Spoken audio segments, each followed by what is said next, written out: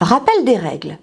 Tout d'abord, comment ça se passe sur le bulletin de paye pour les absences? Toutes les absences vont faire l'objet d'une déduction, une déduction d'absence qui va être calculée généralement en jours calendaires.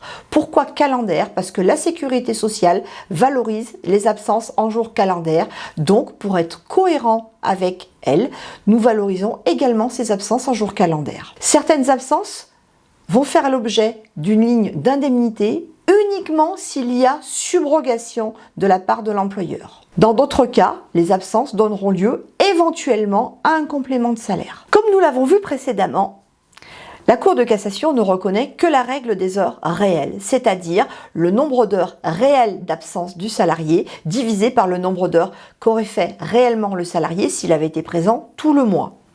Imaginons un salarié absent 2 jours à 7 heures, c'est-à-dire 14 heures sur un mois de 20 jours, c'est-à-dire 140 heures.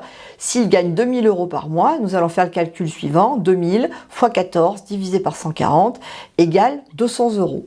La retenue sur son salaire sera donc de 200 €. Cette retenue va ensuite être divisée par le nombre d'heures d'absence, soit 14 heures, pour trouver son taux horaire, c'est-à-dire 14,286. Cette règle va être privilégiée pour les absences pour lesquelles il n'y a pas de compensation ou d'indemnité, donc rarement en cas d'absence sécu.